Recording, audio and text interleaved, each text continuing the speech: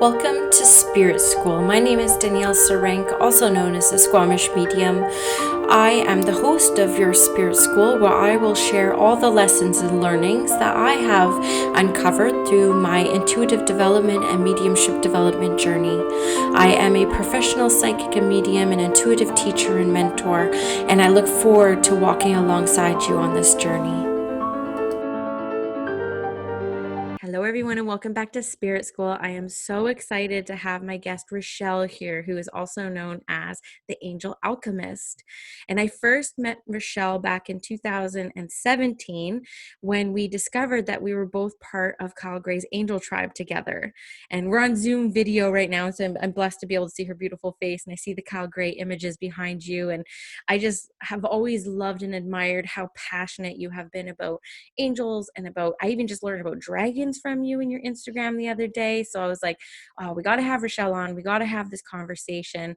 I want to know all about you. And I want the Spirit School listeners to know like how you serve the world of spirit, how you like to show up as your authentic and healing self, and a little bit about your journey. So I'll hand it over to you to kind of introduce yourself and anything you want our listeners to know. Thank you, Danielle. Yeah, it's such an honor to be here, and I'm so excited to dive into all things spiritual because this is my jam. I can talk about this all day and all night. So for my journey, so I'll start with like what I do. So how spirit really works with me is I love looking at eliminating beliefs, stuck energetics, where the trauma is and these trauma locks, and really about how we don't realize how much our childhood impresses upon us. And when we can stop and pause and think about, well, like, why do I see the world with this filter? Or why do I feel guarded with certain people or certain conversations?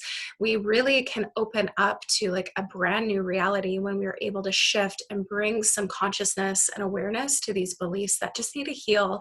And so I love how spirit works with me. Often people reference me as a holistic counselor, even though I'm not certified, but it's just how spirit really navigates that world as they show me the etheric tapestry, so to speak. So I actually can energetically kind of tweak the matrix and like connect you to your blueprint and just clear out a lot of the stuff that's in the way.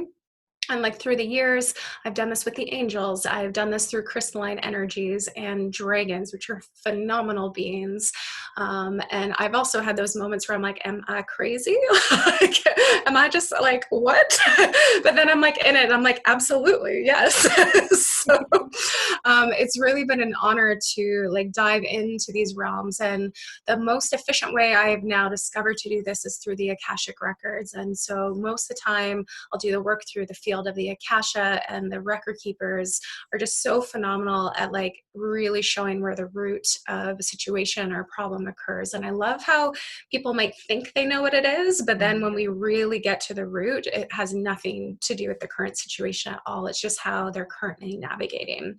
So that's my jam is all about belief systems and really allowing you to step into your life and your heart's desire without that limitation of other people's perspectives. And from my own personal journey, I mean, how do you really encapsulate your entirety of life where you feel kind of keeps handing you the next piece and the next piece? But for me, I think I was in Thailand when I was in my early 20s. And before then, like my whole life, I dealt with like depression and feelings like I just didn't fit in, I just didn't belong. And as soon as I was witness to this new culture, like dedicating their lives to Buddha and the honor and the respect to spirit, and I tried so hard to become a Buddhist, it just was not my path. But from there, it like left me questioning like, well, you know, what do I believe in and what's my journey? So it's been pretty cool because I started with doing some electromagnetic field reprogramming, and I just felt like it was so slow. Like I'm like, for the short amount of time I've lived my life, I'm going to spend double that now trying to overcome and heal, you know, the stuff I've experienced.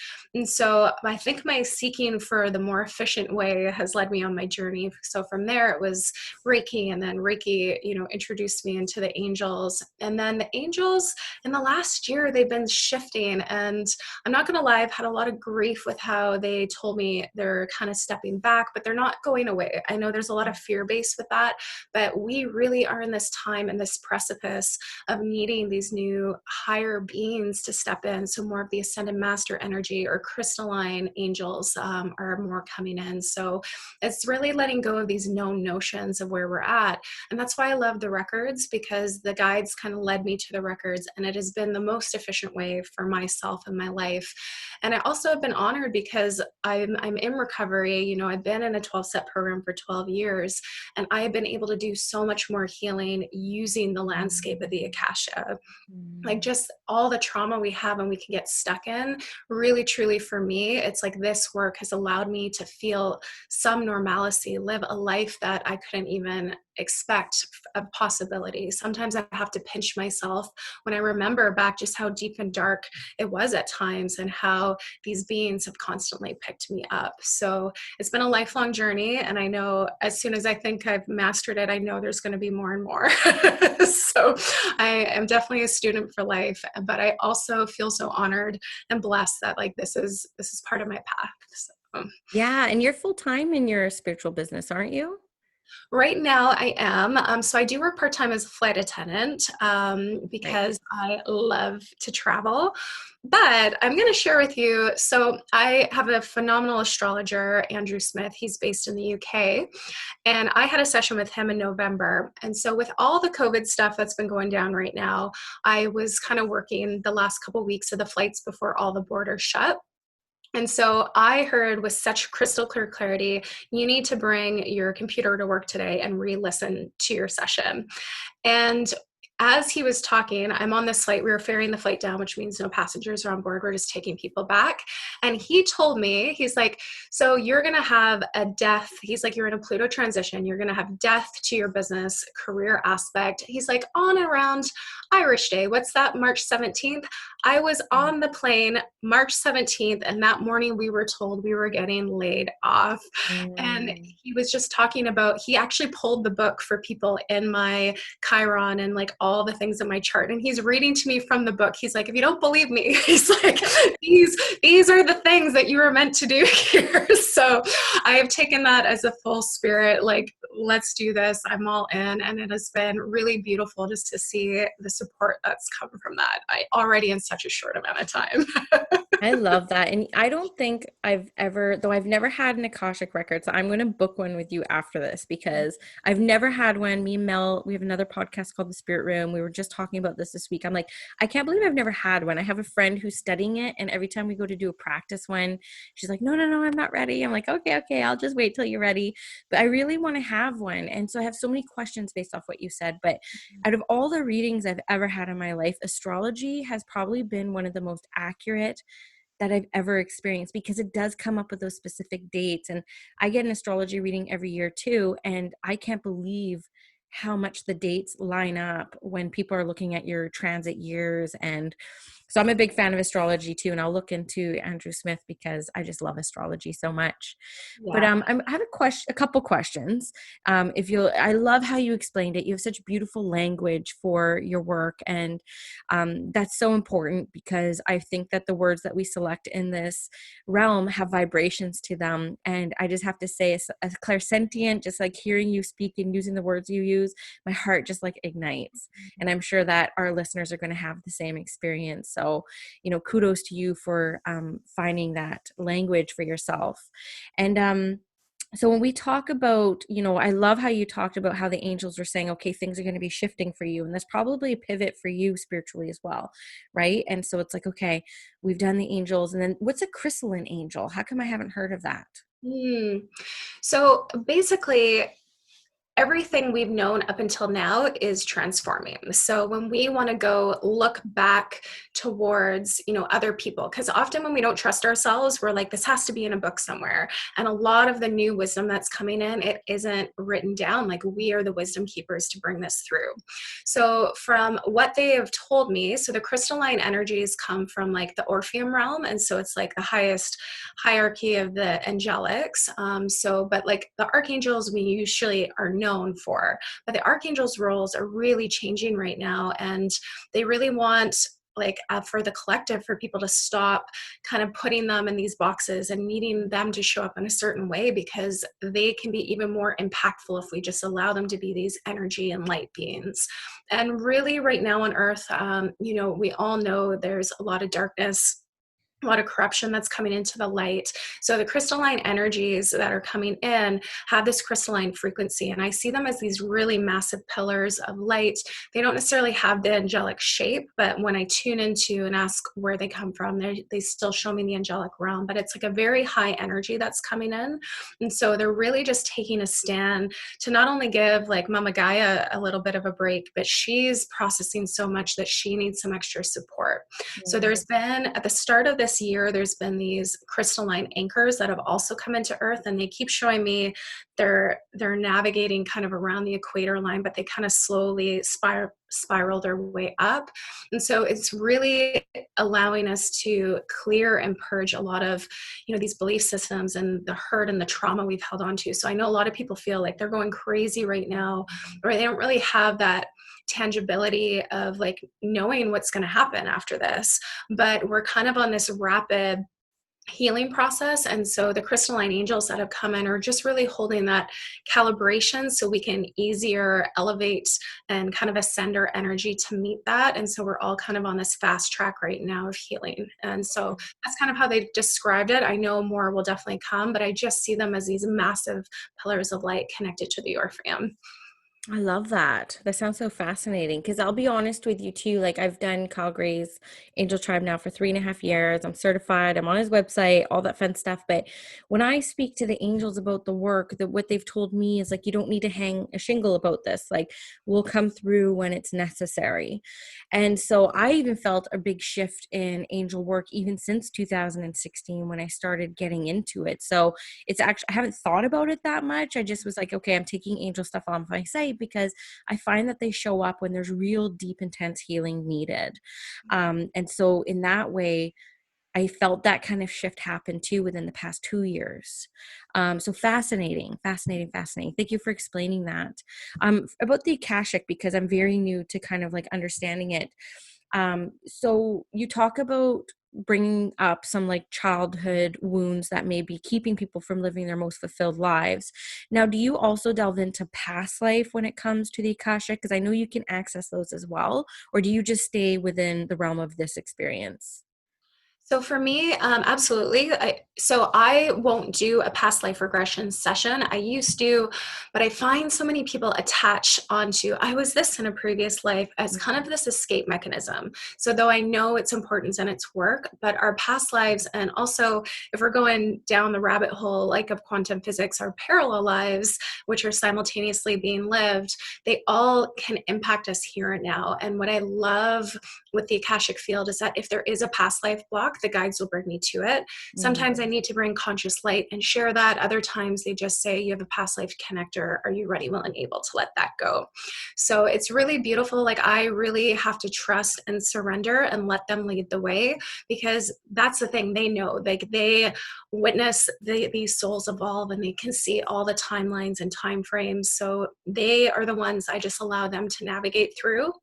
That does require a lot of trust, and sometimes I'm like, how can I say this? And then when I do, it totally makes sense. So it's Mm. always a lesson in learning. But yeah, our past life, our ancestral lineage, societal debris that's kicked up, we don't realize just how many energetics. So when people feel really stuck and they've tried everything, it makes sense, because like when you can't consciously connect to all these pieces, it's like you need to have a different way to really bring forward that healing and that freedom. And so for me, I've found that with the records. And so it's like past life, present life, future self projections, or different energetics of dreams that once were that our energy still going to. Really, truly, it's like the field of possibility, but they always show it to me as kind of this matrix and more energetics. But I do know different practitioners, they work with them differently, but that's just how they work with me. Yeah, so I was actually going to ask that, like, how, like, I imagine over the years, because you've been doing this for a while, like, you've been doing this like longer than me. By the time I met you, I was like, wow, like, You do so much. I'm so like excited for you. I was meeting all these people around that time who were so courageous in my eyes because I was such a chicken shit when it came to actually stepping into this work fully. And so I wonder like what that process has been for you over the years, because it sounds like how you show up and offer the world will shift and evolve as you shift and evolve. And what used to be called a past life regression is just now called a what. And how do you surrender to that? Because it's hard, because when you're known for something, how has that process been for you? I feel, in some regards, I feel grateful that I've kind of been flying under the radar a little bit, because with my journey, if like I've had clients that saw me from the beginning, and what I do now is totally different. And I've had people fall off. I've had people be like, I always wanted to work with you, but now it makes sense. So it's almost like they were waiting for me to step into this new role. Mhm. And for me, it's like people always reference me as their like back pocket ninja that they like call in. So I haven't been as in the public eye with it, but the biggest shift was really stepping down from the title of angelic alchemist. So Mm. now when that came in, that was really tough, because when we title our business, when we have a business name, people then kind of know us like, oh, you're the angelic alchemist. So that was the biggest shift. It was like, identity connected to that. And then my connection with the angels, like I just had assumed it was going to be my forever, because when they came in, they just like phenomenally transformed my life. But now I just realize I just didn't trust myself. So I needed this energy and these beings to trust before I could really honor my sacred wisdom and what was coming through. So it's been a really fun journey. And this is what I actually love about transforming so much, is because I think we limit ourselves to possibility. It's like, when I get there, then I'll have made it. But it's like, we often don't realize when we hit these markers, it might not actually be where we want to be. So then we got to like just sit and pause and allow that to transform. So I'm also very candid with my journey. I am very honest about my addictions and all the pieces, because I think we often put healers on pedestals, or we think they've figured it out, when we've also really had to transcend a lot of our own shadows within it. And for me, that has been the biggest gift within all of this, is because it's like my desire to just be the best version of me then allows me to be in service for even more people. Yeah, that's beautiful. What a beautiful way to explain that. I really like that. I really love your energy. I think people are going to be really interested in hearing this conversation. And I appreciate your honesty about everything, because that's what I promote on Spirit School. It's a vulnerable account and a vulnerable experience, becoming like an intuitive or a medium. And it's not all rainbows and butterflies. And when you sign up to be of service to the world of spirit, your healing journey and your service journey are always going to be running in parallel. You're never going to overcome everything. There's always going to be different wounds that come up, and you'll learn to build resilience against them all, like as you figure out how powerful you are. And one thing that really stuck with me, what you said, and I see it too, was especially with people attached to past life. I've seen that kind of happen, and same with guides, right? And I was like that when I first rediscovered my guide. I handed everything over to him. I was like, my guide, my guide, my guide, and I really put him up on a pedestal. And it took me quite a few years into my development to kind of understand that what he was showing me is like, you're made up of the same thing as me. Like, you've been my guide. You're just as wise, and you have just as much wisdom in you. And that was really transformational for me, because it was the first time that I was okay going to myself for advice and going to myself for wisdom. And it was a huge transformational shift for me in understanding how powerful I was, Mm. right? In the most non-ego sense, I guess we could say. So yeah, no, I really, really enjoy that. So on your journey, because did your gifts kind of like awaken with you when you chose to be sober 12 years ago? Like, was there a linkage there? So there's a linkage. So it's been 7 years. So drugs has been 12 years, but I didn't consciously go on the journey with that. My system blew out with drugs. So I just knew it wasn't going to be a good path. But so it's 7 years ago. So food is my number one addiction, food, but alcohol also the same. Like for alcohol, I was more of a binger. For food, it was like my everyday, and just living in this body that felt like hell. So at this point, I had already been on the quote unquote, I always quote that spiritual journey, because like, what does that mean? It's For like, it's sure. our life. Yeah. um, but I realized like there was only so much that I could come up against when, and I just couldn't kind of break, like, I don't know, cross that like threshold until I really realized that I was really hiding under my addiction, and I had not even been willing to see it up until then. So I had spent probably about 4 or 5 years dedicated to this spiritual path while also really not doing that really deep, vulnerable, deep-seated work. And Yeah. so as soon as I really cleared myself up and I dealt with my eating disorder, I really truly, it felt like this fog had lifted up, and then my spidey senses started tingling. And that's when I actually realized my main source of intuition is auditory, because up until that point, I always had that gut intuition and that gut feeling. And it wasn't until after that that I really realized that that's actually my last line of defense, that they kick in when it's like, you need to listen up. So it was like, yeah, we talked about that crazy making, because all of a sudden I'm hearing voices and it's like, and then you're like, what? Like, do I belong in a mental hospital? Like, I had to really check myself. Sure. But it really did transform the way I was as an intuitive and how I received. And that was really exciting.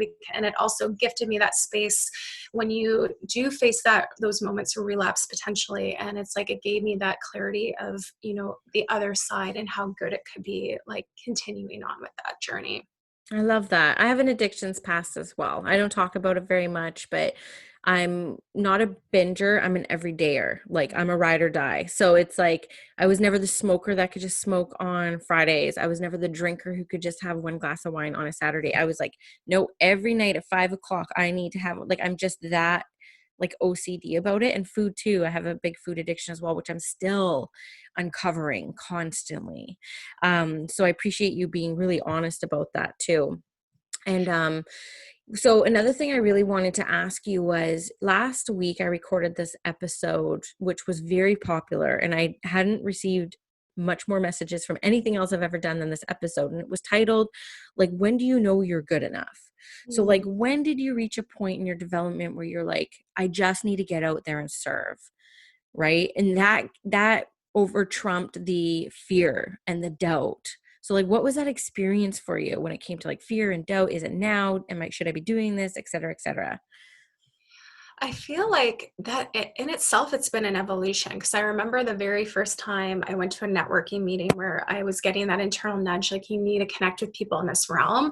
And I was like standing up and my voice was squeaking. And it was like, as I was terrified. But then there became a shift where I was like, I'm still making this about me. And it was like that aha, that if I'm really in my fear about this, I can't actually be in service, because I'm not going to be fully just in that allowance of support for other people. So funny enough, I know Doreen Virtue, that's like a whole nother story itself, but I went to one of her courses, and it was like very strange. It was this big rock star energy. The room was filled, but it was to learn how to read oracle cards, because up until that point, I hadn't really delved into that.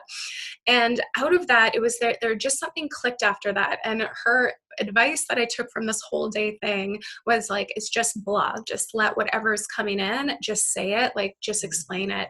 And I don't know if it was just that external permission to give myself just to let it all go. But as soon as I did that, it was kind of like and when I think it took time, because some people, I had to see it to land, and I was still kind of nervous.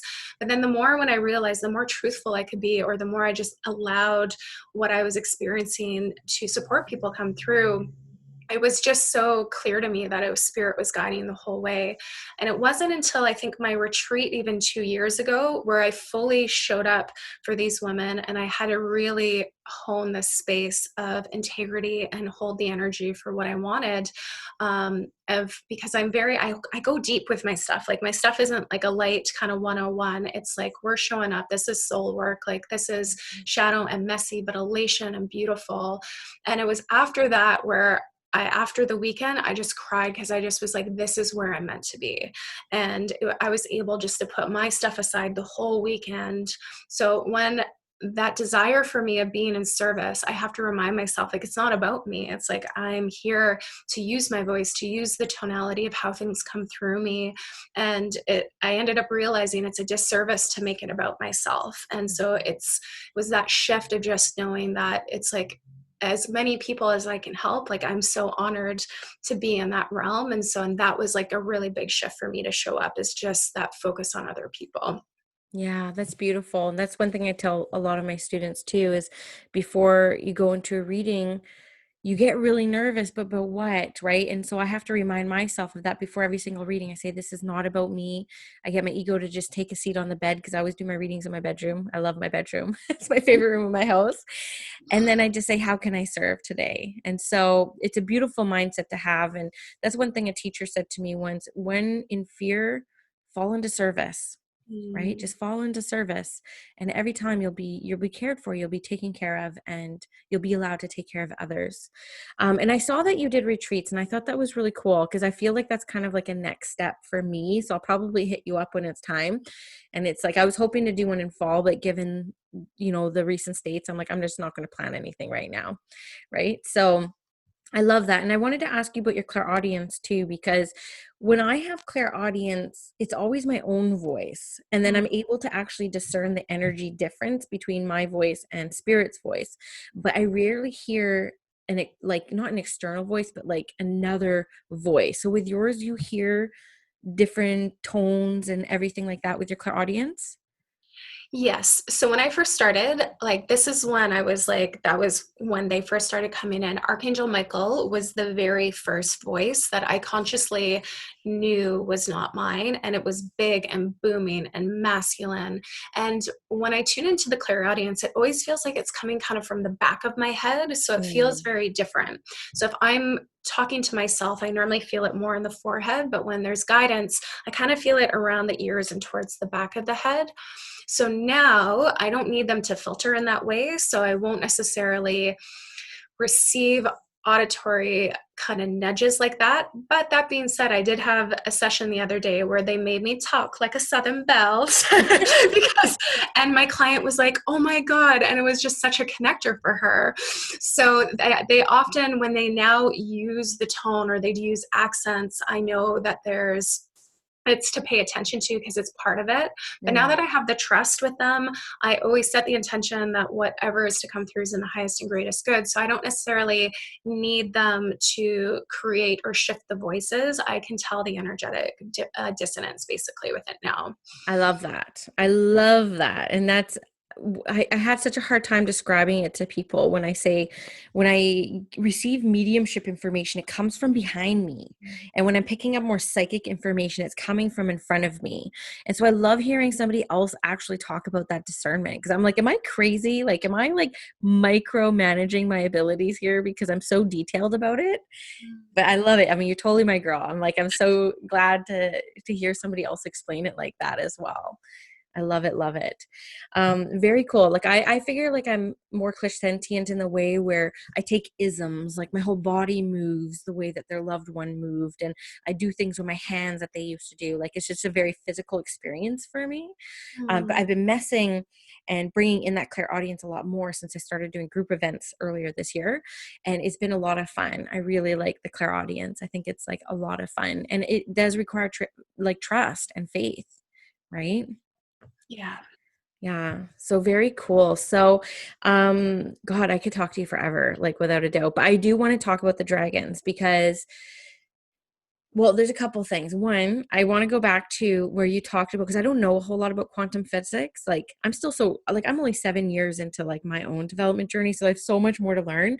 But when you described the parallel universes, it was kind of like the first time that it struck me, because what spirit showed me last year through healing experience I took spirit school listeners through one of the moon episodes was I was really struggling with not believing in myself. Like I saw other people believed in me, but I just didn't own it myself. And I was like, what do other people see in me that I just don't see? Because they see something. I had just received a grant, like a huge grant.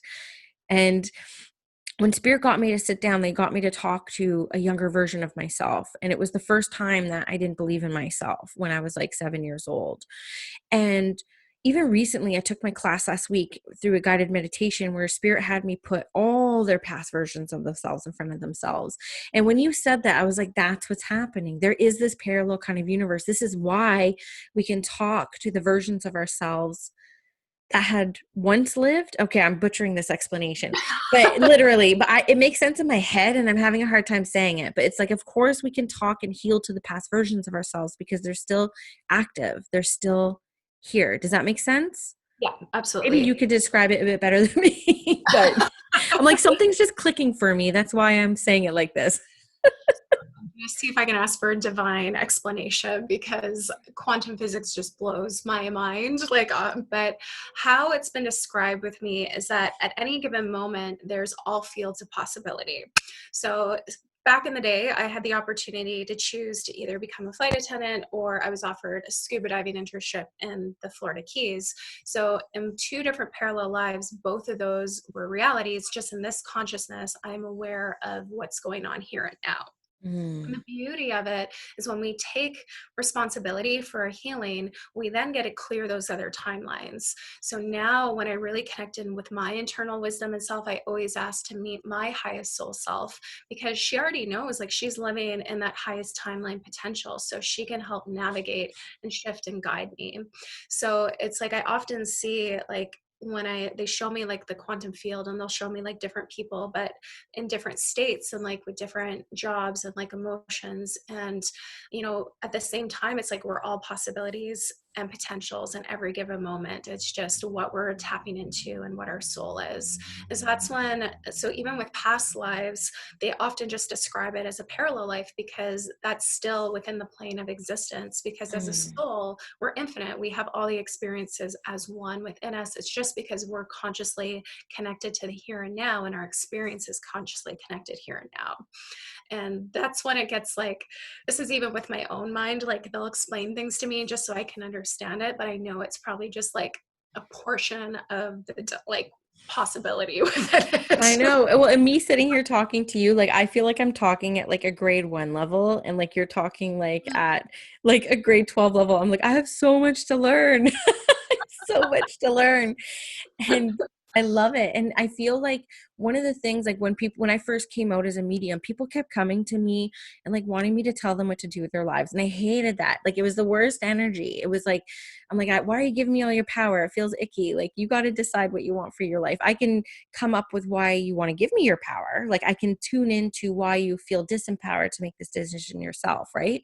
But when I asked spirit, when I went to my guides and, whoever's listening to me and guiding me, I'm just like why does it work like this? Like why are people so like what do I need to do? And I've been in that situation myself, and what they've always told me is you can't mess it up.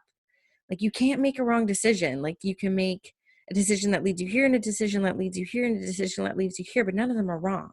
Hmm. Right. And so I think you're kind of saying the same thing in a much more intelligent way. I know, I'm like, like, let's bring this back to like easy terminology. No, it's fascinating. It's exciting me. I love being excited because I love learning new things. Like I'm never complacent in my like spiritual development path. I'm always like, ooh, so now you've kind of sparked something in me. I've always kind of like put quantum physics to the side because like I've never been a scholar. And so I'm like, I hear the word physics and I'm turned off. I'm like, I'm not going to get it. But even hearing you talk, I'm like, I should rewatch The Matrix. I feel like I need to rewatch The Matrix now from a different lens. But I love it. And I wanted to just when you talk about like dragons and stuff, because I was never attracted to Doreen because she always talked about mermaids and stuff. And I was like, I don't know where to go with this, right? And of course I grew up with like The Little Mermaid, and I've always been a little bit of a skeptical medium, and that's kind of something I'm overcoming myself. But like when you started talking about dragon energy, I was actually attracted to it. I was like, oh, like I've never even heard about this. So can you just explain that a little bit? Yeah. And like how it's so powerful, and is it from the lens of like they did once exist? Because I also just watched Game of Thrones last year too, so I'm all into dragons now. So first off, I think I'm just going to mention, I think it's phenomenal that you're a skeptic medium because I think we need to have that discernment because I often will sit and ask questions and I think it's so important. So I just wanted to make that note. Yeah. With the dragons, Diana Cooper's work has actually been really phenomenal. Like I just love her energy. She connects in with this ascension energy so beautifully. She does a lot of work with the archangels, but it's more her dragon power and these ascension pieces that she brings in that really lights me up. And so she has a deck and everything, but the dragons kind of just started appearing one day. Like I've lived down by Chinatown for 11 years now, and I don't know if it was just always being under the influence of dragons around, but I see them in clouds and I see like their energy kind of in the water, and there's different elements, you can really go down a rabbit hole, and it is not my forte. Like I call them in, they're like beautiful friends, but I definitely am not the expert on all things dragon. But the fire dragons are really potent for me. I know I have a lot of sun energy and just a lot of purification with my clients that I do. So often they'll be in the background as support to really just help clear that energy away. So even often, like right now, they're just showing me like, so even with the violet flame will be in the middle, but on the external of that, they're showing me the dragons are purifying the rest of the energy just to make sure everything's transmuted within it. So my heart really connects in with the air dragons and a lot of the fire dragons, but there's earth and there's different elements, the ethers. So often I just let them support me. The galactic ones are really helping with ascension right now on earth. So they're just kind of making themselves known for people to go back to that possibility. And I think it's hilarious because my husband is a massive Dungeons and Dragons nerd. So Mhm. even before consciously, I'm like, he was already invoking the dragons. He didn't know his power just by playing the game. So Have you played with him? no, I haven't. I'm like, I bet you'd kill him in it. I love it. I've always been like a gaming nerd. Like I was a world rank gamer when I was younger, like from 13 to 23. And that is one game I couldn't even touch. I was like, I will go so far down this rabbit hole. I'm like, I can't. I can't. So I've stayed away from that game, thank God. But I love it. Okay, so to kind of like wrap this up before I hand it over to you to tell people how they can work with you, how they can find you, because I'm sure tons of people are going to want to reach out to you after this, including myself. And I have to say, just like first and foremost, like sitting in your energy is just so like uplifting. Like I've had a really hard day and I even postponed this by 20 minutes because I was like, I need to go for a walk right after my kids went to bed. And it's just like super uplifting, just like sitting in your energy. I love it. It's so beautiful. So thank you for agreeing to be on Spirit School with me. And I know the listeners are going to love it. So what's like the best advice you've ever gotten? What's like the best advice? And I know I spring this on you. You can use it as a quote or you can just use it as like the best advice. Like the best advice I've ever received in my development journey has been lighten up. And that like stuck with me. Oh my God, that's such a good question. I'm just like, it feels like there's nuggets that evolve and then like a download will come in and I'm like, yes, like, or someone says something, but I'm going to just take a moment and just feel into this. I really, it's so funny. It's coming in. It's like, so the journey to being able to say yes without resentment and no without guilt. Mm, And I know that sounds like it's not necessarily connected, but to me, it's like that matter of integrity. So it's like really, truly like, am I happy with how I'm showing up right now? If I'm not, no judgment, but what can I do to tweak that? And a big learning for me in my life is I would be such a people pleaser, such a rescuer, such a caretaker that when I said yes, I would put so much onto that or like expectation from the other person. And if I said no, like sometimes it's like a pretty like excuse my language, but shitty move is like I couldn't say no. I was so crippled by the fear of saying no that often I would just ghost. So to come back to that integral part and to be able to stand in my power and really claim my yeses and my nos without expectation, without anything from anyone, it was like that biggest piece of that part of me that can just really stand solid with my knowingness of what I need. And it sounded like such a foreign concept before, but it still isn't always easy to say no, to something or, to really honor your yeses when it might not value other people. But for me, the moment I stand out of my own integral compass, it's like it just is all over because I've made such a pact with myself that I need to live connected to my heart. And so I would probably say, I know this is a long explanation.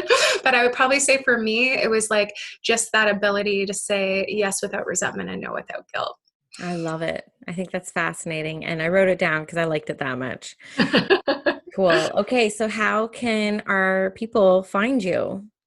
Yeah. So I love Instagram. Like Instagram's probably the best place to find me. So Richelle Payer, it's RicheellePayer.